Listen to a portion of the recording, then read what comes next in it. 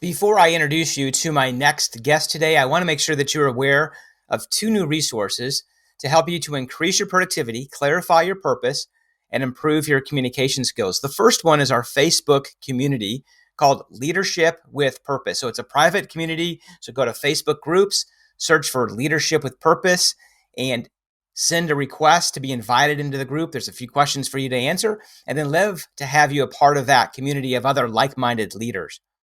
Our team is really excited about launching the Next Level Coaching Roadmap. It's a group coaching format, so highly recommend that you check that out and to get your questions answered. If you're a leader that's experiencing any of the following, this is definitely a group format that's going to help you break through to your next level within leadership and your career. So if you have any fear about moving to the next level in your leadership career, this is a group that you'll want to connect with.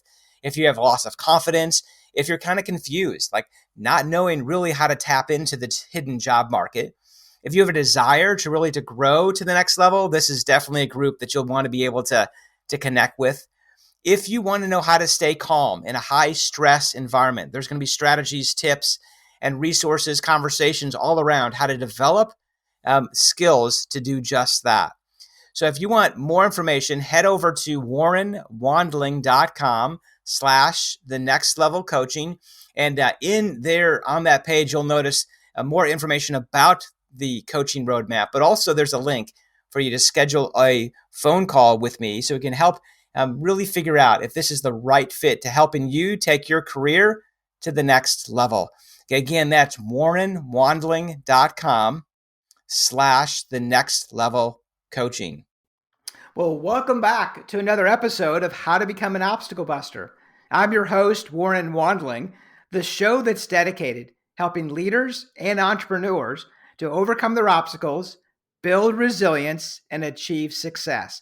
And I have a fascinating guest with me to help us do just that, Melissa Hughes. Welcome to the show, Melissa. Oh, I'm so happy to be here, Warren. Thank you so much. And I love that you are busting those obstacles for us. So thank you so much for having me today. Yeah, I'm really looking forward to the insight and your experience and background to help our listeners break through some of their obstacles as well.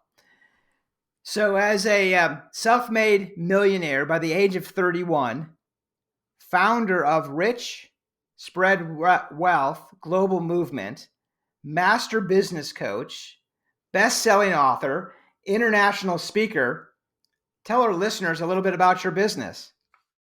Yes. And so, yes, I am the founder of a movement called Live Rich, Spread Wealth, which is a global movement. And I do have my business. I do this. My business is around coaching. I serve the giants in the world, those that are highly educated, multi-talented, that truly want to make a huge impact in the world. I serve them through coaching, masterminds, international retreats where I bring them to different places in the world that truly evoke some level of change, energy, or transformation. And I also do a lot of free trainings as well, but I also work with companies and doing speaking as well. So those are the different ways I serve giants. That's awesome. I love the language that you're using, serving giants. So is Yes. that, and from your definition, so our listeners understand, like they might like be one of those giants that would fit into that market or considering moving to that next level. Is it based on mindset, or how are you defining that word giant? Yes, yes, absolutely. So a giant is someone that is understands number one that it's bigger than them. They are ones that take a stand for solutions. They're servant leaders. They're the ones that know and understand the importance of trusting themselves because society has a great way of clamping down the giants in the world, like telling you, oh, you can only do this one thing, or you're doing too much, or, um, you know, the big visionaries that, they might not see exactly how to get there, but they know that this is the right direction, and having that leadership for others to inspire them and to motivate them. Giants believe in systematic success and solutions. They're here to make a difference. And so these are the people that I take a stand for because that journey is not easy.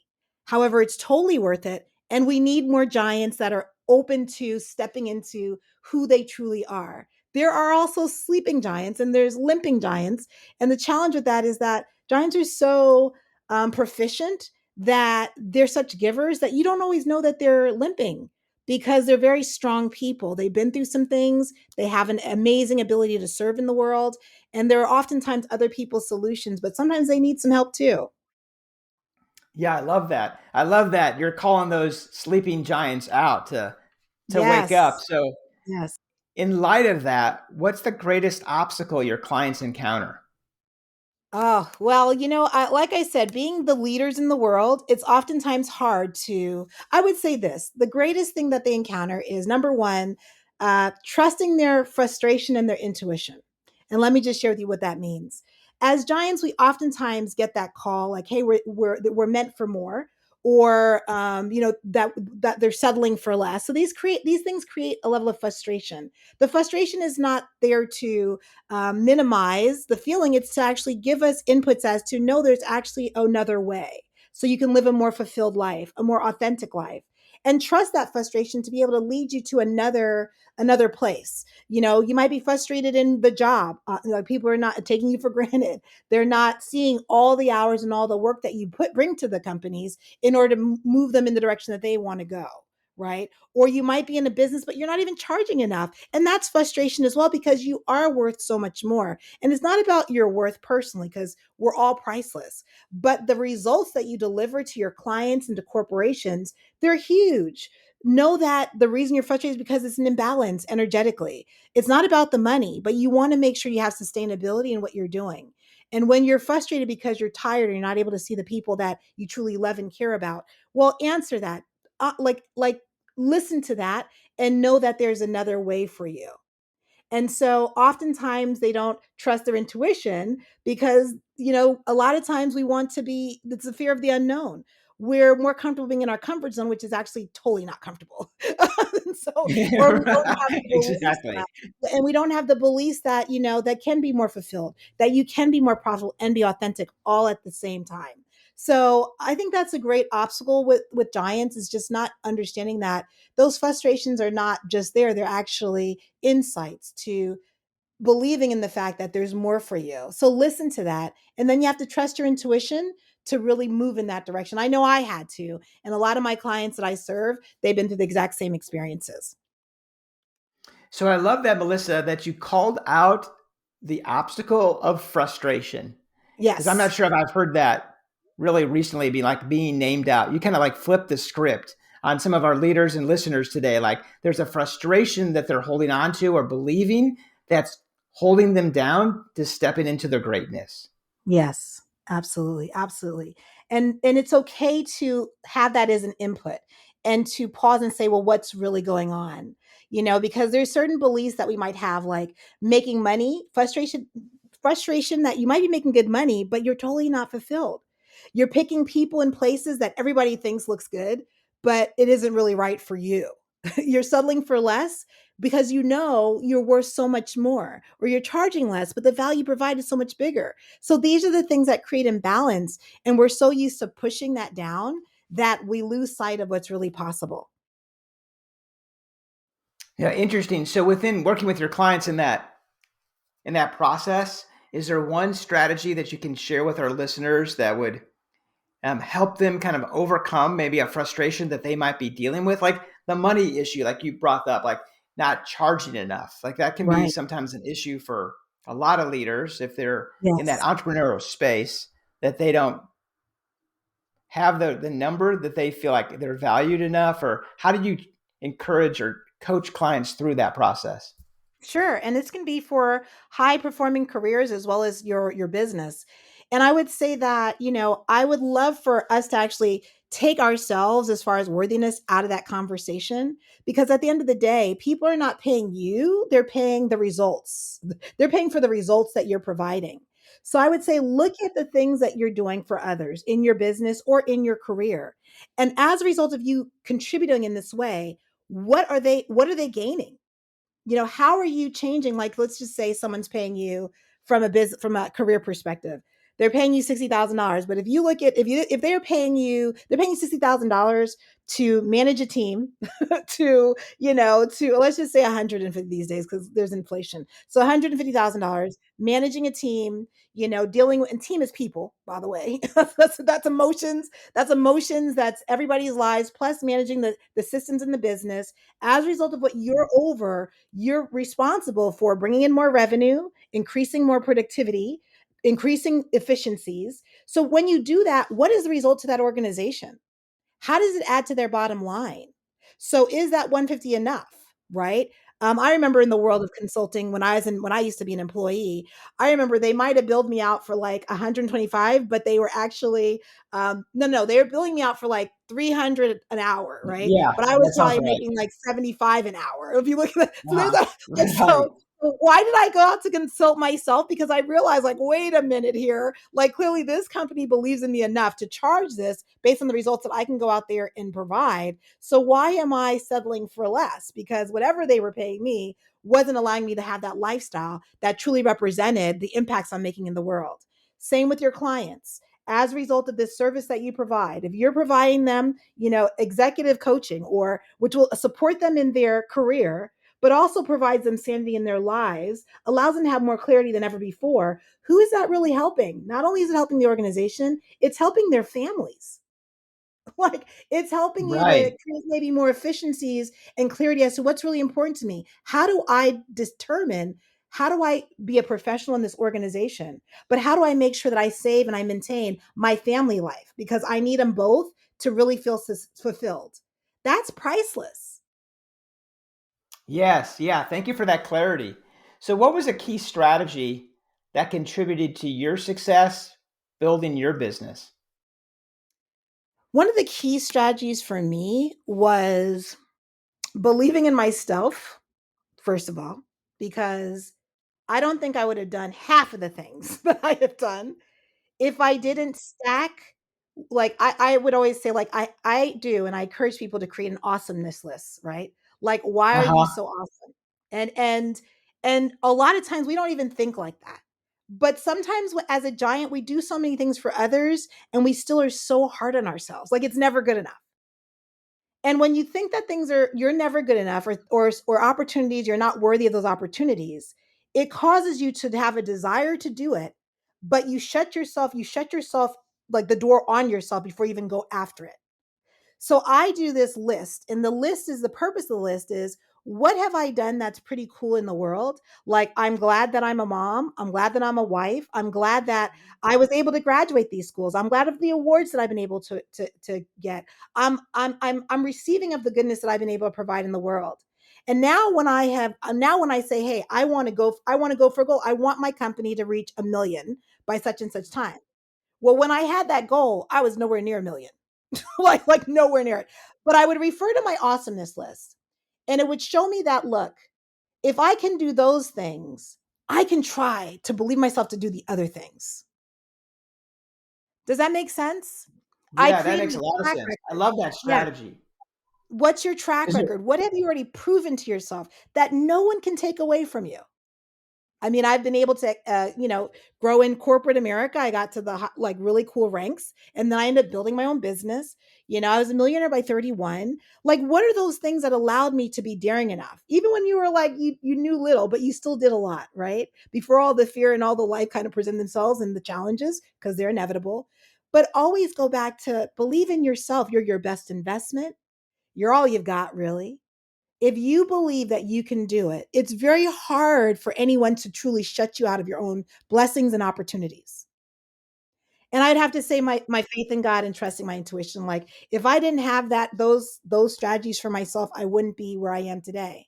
And yes, I can totally tell you about business strategies and marketing and sales and all these things. I could totally tell you about all of that because I definitely use that. But if I didn't believe in myself, I wouldn't have been able to have the courage to do the things that I'd never done before to get the results that I've gotten.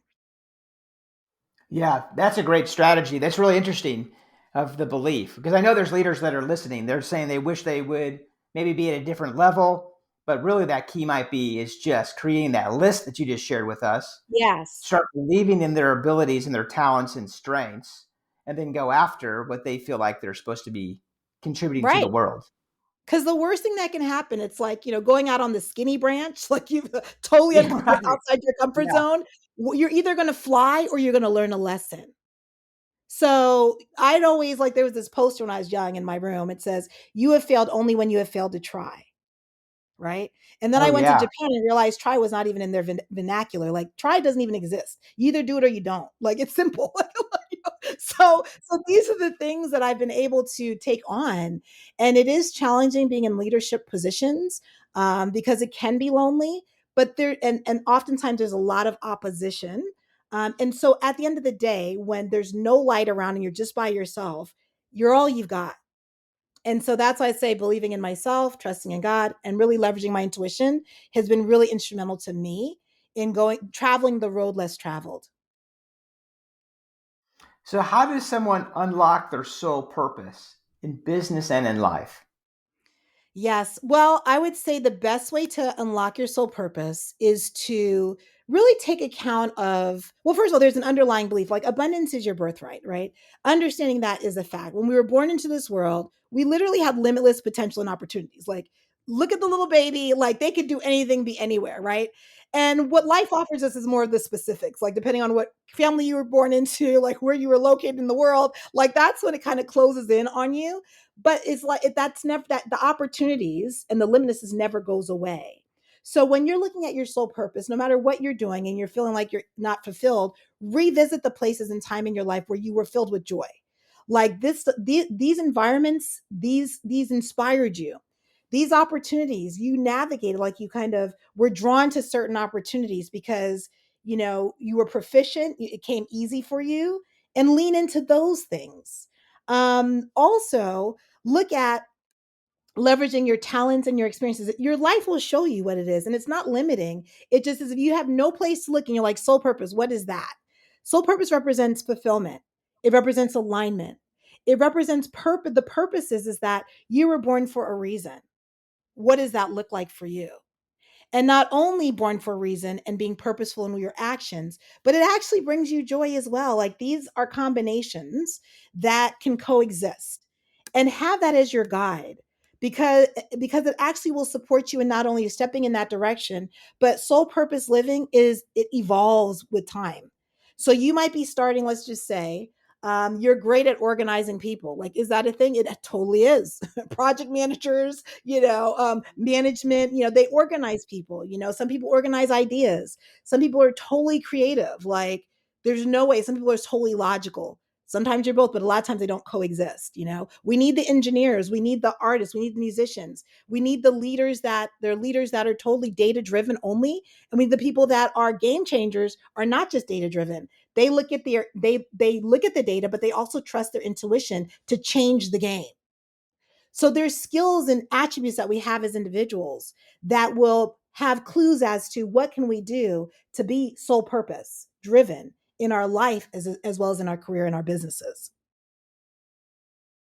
So I'm curious, how does the 80-20 rule impact time and profitability?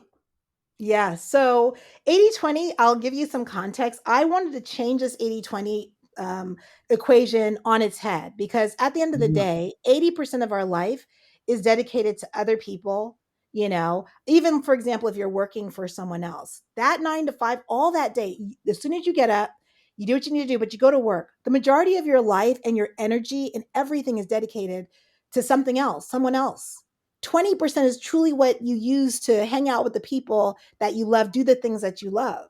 And I feel like that's a really messed up equation. That pie is jacked up. So Mhm. I'm gonna set myself on a course of, because I realize that, so the people I love and the things that I truly love, they got my leftovers of me, not the best of me. And I was really committed to change that around.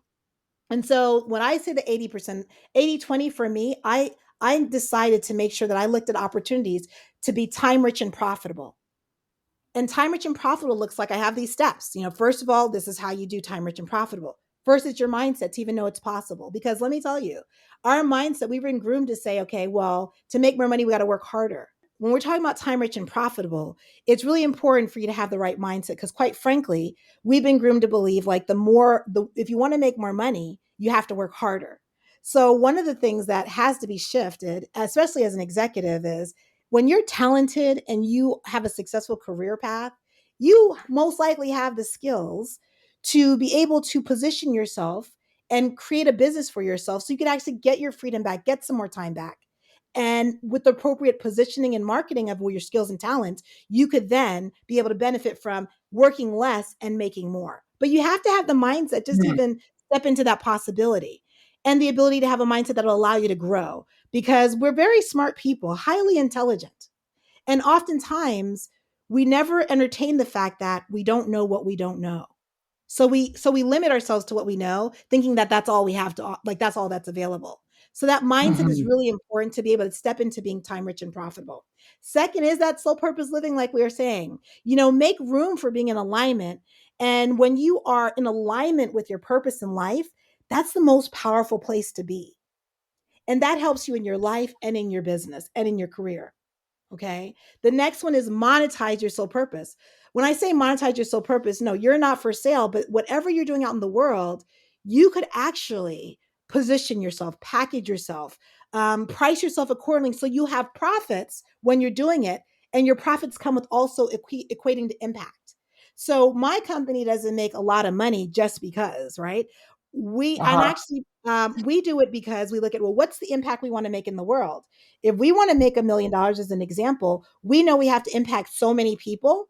And the people that we impact, after, some of those people are going to raise their hand and want to work with us. Some of those people might want to join the movement. So it's the impacts that you make when you're living your soul purpose and monetizing your soul purpose that create the profits.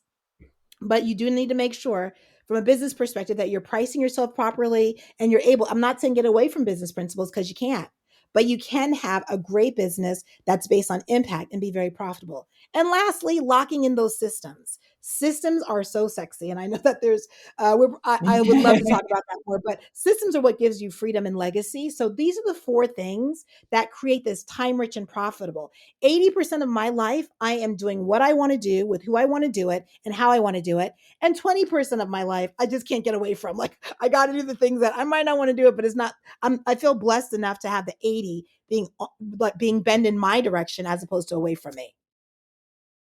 Yeah, so I know that with certainly within systems are really powerful, right? Because they establish Yes. freedom, create leverage. But sometimes leaders, and there might be some that are listening today, that they have a sense of control that's controlling their life, that they can't create systems because they need to be involved with everything in their system, in their business or their life. So how do you help a leader kind of break through and let go of that process of control and really embrace the power of systems? Oh, absolutely. And that's a real thing for sure. However, I only want the systems that serve us to get the results in the life that we're looking for. So, the first thing I want to ask the leaders that are like, well, no, I got to be involved in everything. And based on what they're trying to do, I'm like, well, how is that working for you? Because if them being involved in every single thing allows them to have sustainability, freedom, and time, go for it. So, I'm not trying to change something if it's working for you. But there's a lot of people that I've met that it's not. And so I'm looking at, okay, so what kind of systems? Because systems can include, technology, processes, methods, delegation, all these things can be created in a system. And the only systems that I encourage leaders and entrepreneurs to lean into are the ones that serve their goal. And also there's some leaders that are very creative and they're like, it's so contained. Like they actually they feel like systems are very constraining.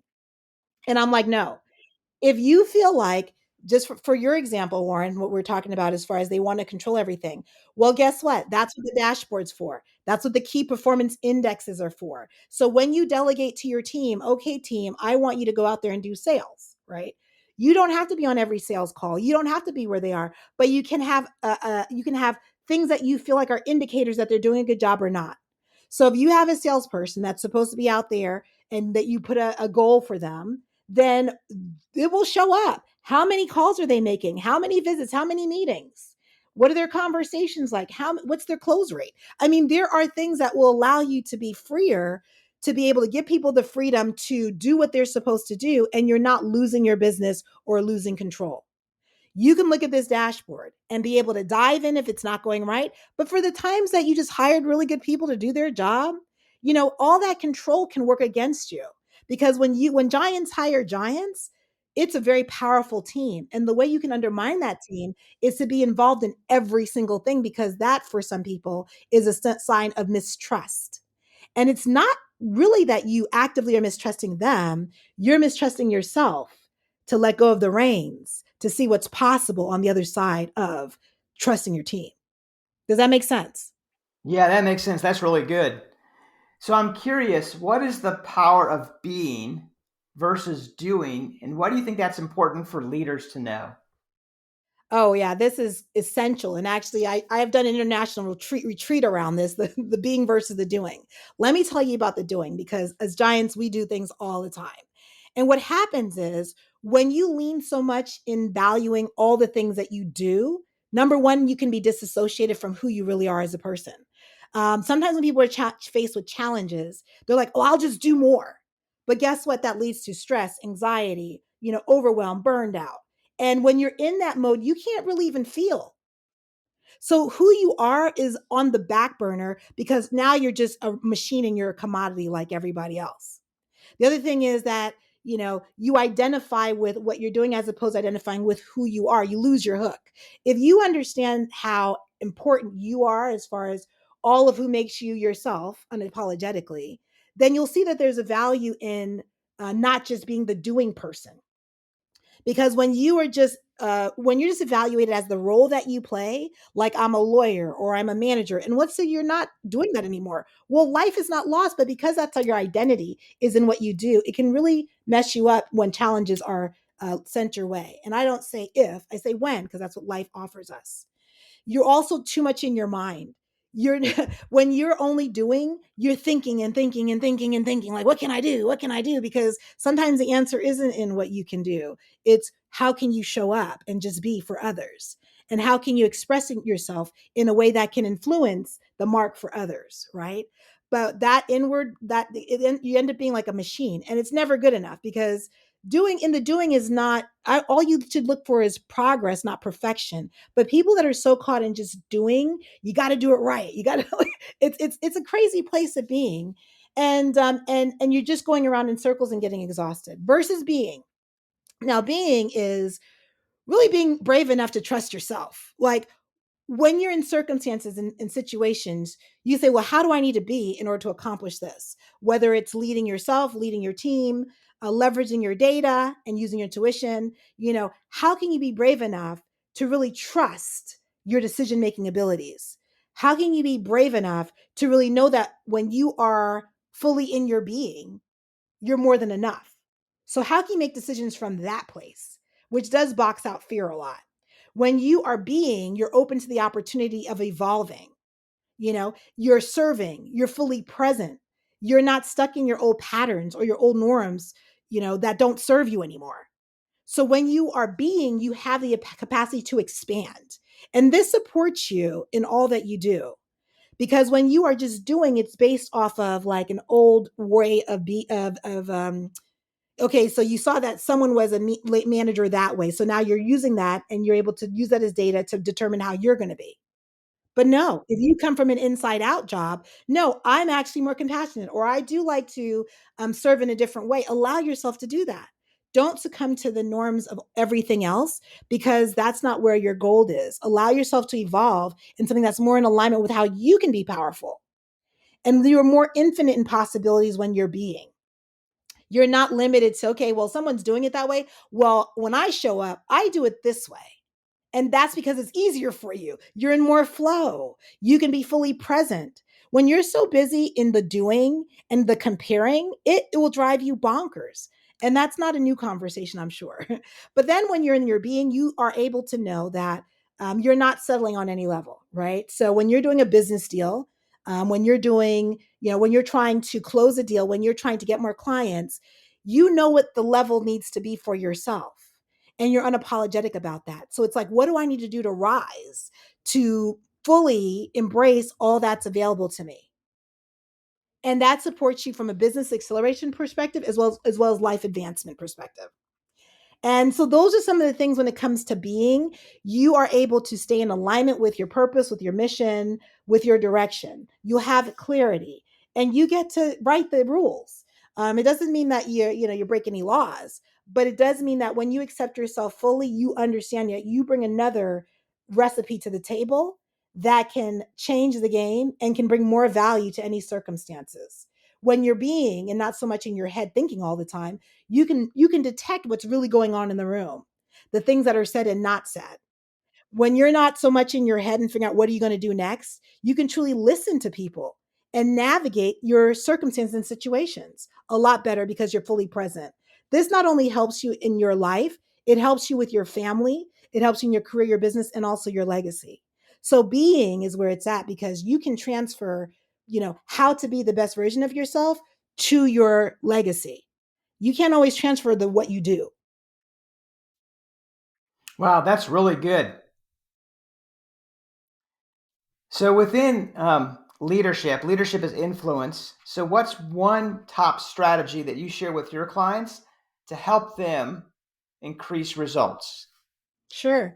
I was trying to pick between one or two, but let me just try this one. I always look at the inverted triangle, right? And so this is for because of your because you deal with leaders and entrepreneurs. My mark of success when it comes to my clients, and I show them how to do this as well, is to look at any circumstance and say like, how can they make their clients successful? How can they make their leadership successful, their company successful, and their family successful? So it's an inverted triangle. Like oftentimes when we're leading, a lot of leaders say, oh, I'm at the top of the triangle, right?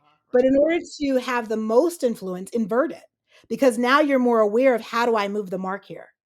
What if I'm not like the biggest deal in town? Because the way that I have been able to be very successful is that I have clients that can vouch for all the changes I've done with their life and their business. When I'm successful in my family life, my daughter, she's happy, she's whole. Like, I'm saying, like, I think about these things. I think about these things. How can I create a level of success in every corner of my life, including myself? So it's an inverted triangle that creates the level of influence because people remember that. They also feel it and they also respond to it. If I'm at the top of the triangle and I'm just dictating, it sometimes goes my way, it sometimes doesn't go my way. And even if when it does go my way, sometimes it's based on fear. They're just doing it because the name of my title. They're not doing it because they are inspired to do it. And I don't really believe in that dictatorship way, so I can't really give you a model of that, but I can say that inverted triangle has helped me in so many ways. No matter what country I was in, no matter what company I work for, and no matter what clients that I took on as my clients.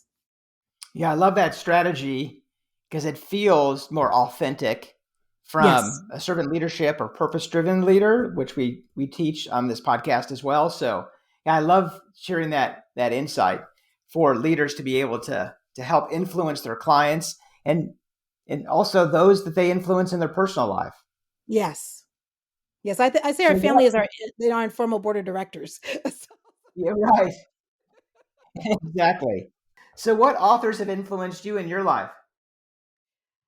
say like I would say The Go Giver. There's a book by Bob Oh yeah, Berg that's and John awesome. David Yeah, Mann. I love that book. yeah. I love that. That allowed me to be okay with being who I am. So, which growing up in business, it wasn't always like no one really always celebrated that. So I had to finding that book for me. I was like, like this was an alignment. I would definitely say Art of War by Stephen Pressfield. Oh yeah. Um, Uh-huh. and Turning Pro, he has another one called Turning Pro. I love that too. Art of War. I read something in that book that was like, if you know how to get there, you're not dreaming big enough. And I was like, crap, I know how to get a lot of places. So now I'm like, oh my gosh. So that really challenged me. And that's kind of where the movement evolved from. And then I would say 4 Hour Work Week, Tim Oh Ferriss, sure. Timothy Ferriss. Yeah. That was good just because that shifted mindsets, right? Like you don't really need all the 40 hours. We're in a different state and age and time. You know what I mean? So those are like three, I would say. I mean, there's more, but I'd say those are some Oh things that sure. I really appreciated.